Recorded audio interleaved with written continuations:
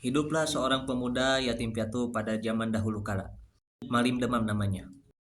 Dia pemuda yang rajin giat, bekerja dan baik budinya. Setiap hari, dia mengerjakan sawah dan ladang milik ibunya yang berada di pinggiran hutan. Di sekitar sawah milik ibu Malim Demam itu tinggal seorang nenek tua, Mandeh Rubiah namanya. Mandeh Rubiah adalah seorang yang mengurus Malim Demam setelah kepergian ibunya. Pada suatu malam, saat Malim Deman sedang berada di tengah sawah, dia merasa sangat haus. Kenapa haus sekali? Seperti aku harus pergi ke rumah Nek Mandeh untuk meminta air. Di perjalanan saat ia akan pergi ke rumah Mande Rubiah, Malim Demam menemukan sebuah sungai yang begitu jernih rupanya, membuat Malim Demam langsung meminum air dari sungai tersebut tanpa berpikir panjang. Tiba-tiba, ia mendengar suara tawa dari beberapa perempuan. Ia pun menghampiri suara tersebut dengan berjalan berjingkat-jingkat. Suara apa itu? Kedengarannya tidak jauh dari sini. Sepertinya saya ingin mencari sumber suara itu. Terperanjatlah Malim Demam ketika melihat 7 bidadari berada di sungai tersebut. Malim Deman sangat terpesona melihat kecantikan dari 7 bidadari itu. Ketika wajah mereka terkena sinar rembulan yang tengah purnama saat itu, tak jauh dari sungai, Malim Deman melihat 7 selendang tergeletak di batu dekat sungai itu. Wah, mantap. Ini jika saya mengambil selendang ini dengan mata tertutup pun saya tidak akan rugi sedikit pun. Malim Demam pun menyembunyikan selendang telah dia bawa di dalam bajunya. Dia pun bersembunyi di dekat semak pepohonan yang tak jauh dari sungai itu untuk menunggu fajar tiba. Menjelang waktu pagi datang, 7 bidadari itu berniat kembali ke Hayangan. Salah satu bidadari, yakni bidadari bungsu, tidak dapat menemukan selendangnya. 6 kakaknya telah berusaha turut membantu mencari selendang itu. Namun, hingga menjelang fajar, selendang milik bidadari bungsu itu tetap tidak ditemukan. Karena matahari sebentar lagi terbit, 6 bidadari yang telah mendapatkan selendangnya masing-masing itu dengan terpaksa meninggalkan adik bungsu mereka. Keenamnya menggunakan selendang mereka masing-masing untuk terbang kembali ke Kahayangan. Sepeninggalan kakak-kakaknya, si bungsu menangis. Dia ketakutan untuk tinggal di bumi. Apa yang patut saya buat? Saya terlalu takut untuk tinggal di sini. Saya ingin kembali pulang ke Kayangan. Melihat adanya kesempatan, Malim Deman tiba-tiba muncul dari balik semak-semak, lantas mendekati sang bidadari itu. Sang bidadari pun lantas terkejut melihat kehadiran manusia yang tiba-tiba datang mendekatinya. Jangan mendekat! Siapa Anda? Malim Deman pun mengambil satu langkah ke belakang agar tidak membuat bidadari itu takut. Maaf, saya tidak bermaksud mengejutkan Anda. Saya mendengarkan suara perempuan menangis, sebab itu saya menghampiri sumber bunyi tersebut dan sampailah saya di sini. Sebelumnya izinkan saya memperkenalkan diri. Saya Malim Demam, salah seorang warga yang tinggal di daerah sini. Maaf. Saya terkejut dengan kedatangan Anda yang tiba-tiba saja muncul. Tidak masalah, lebih baik Anda menangkan diri terlebih dahulu dengan minum. Mendengar yang dikatakan Malim Deman, bidadari bungsu itu kemudian mengambil air di sungai dengan kedua tangannya untuk ia minum. Setelah sedikit tenang, bidadari bungsu itu pun menceritakan kejadian yang telah dia alami tadi.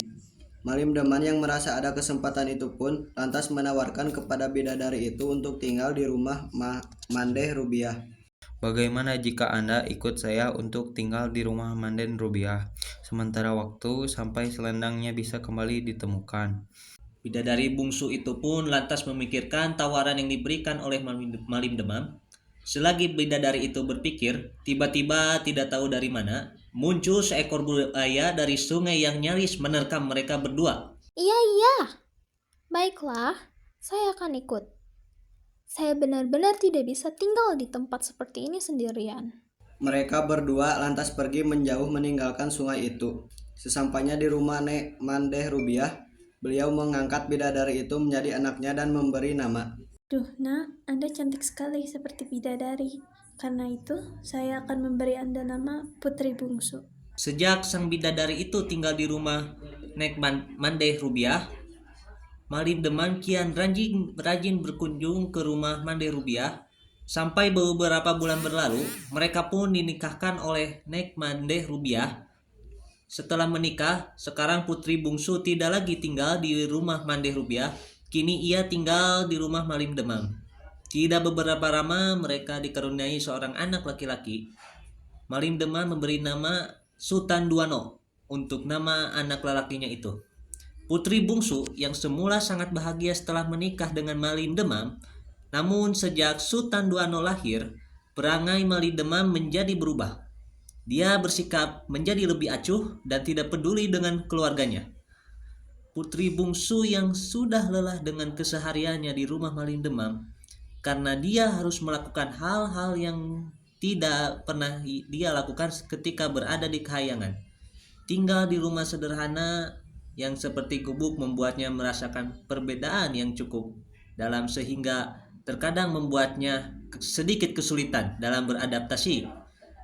Ditambah sekarang sikap Malim Demam yang menjadi berbeda membuat putri bungsu semakin tidak nyaman tinggal di sini. Sudah lama sekali saya berada di sini.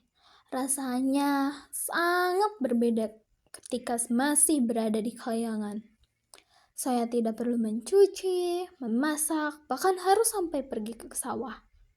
Bertemu dengan lumpur kotor, air comberan yang begitu bau, sampai yang paling teruk dari semua hal itu adalah melihat benda kuning yang mengambang di kolam lele. Sangat menjijikan. Lalu, di suatu hari, seperti hari-hari biasanya, putri bungsu akan pergi ke gudang beras untuk membuat nasi. Namun saat tumpukan beras tersebut mulai berkurang, dia mulai menyadari bahwa ada sesuatu di bawah tumpukan beras itu. Dengan rasa penasaran, putri bungsu pun mulai mencoba mengambil beberapa beras lagi agar bisa melihat lebih jelas. Alangkah terkejutnya dia saat melihat selendangnya yang selama ini dia cari ternyata telah disembunyikan oleh Malim Demam di gudang beras itu. Jadi, selama ini Malim Demam yang menyembunyikan selendangku hingga aku tidak bisa pergi ke Kahyangan lagi. Kenapa dia bisa sejahat itu? Tanpa berpikir panjang, putri bungsu itu langsung terbang kembali ke Kahyangan meninggalkan Sultan Duano. Saat Malim Demam tiba di rumah, dia melihat Sultan Duano sedang bersama Nek Mandeh Rubiah. Akhirnya kamu datang. Di mana istrimu itu? Setibanya saya di rumah untuk menghantarkan makanan, ternyata hanya ada Sultan Duano seorang diri di rumah.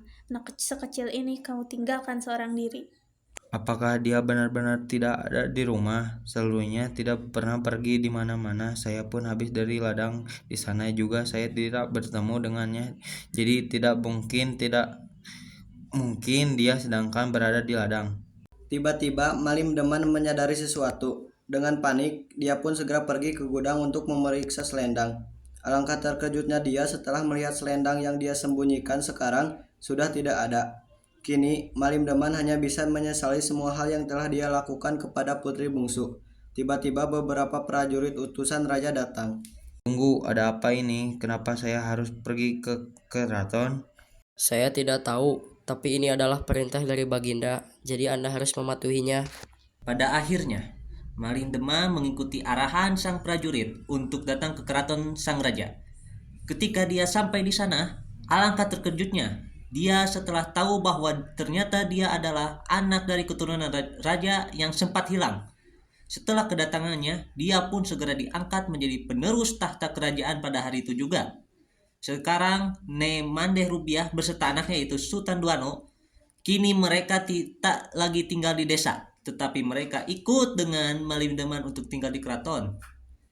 Tanpa disadari, ternyata selama di Kahyangan, putri bungsu selalu memperhatikan kehidupan sang anaknya sehingga tanpa disengaja dia melihat kehidupan Malim Demam yang ternyata dia adalah anak dari seorang raja.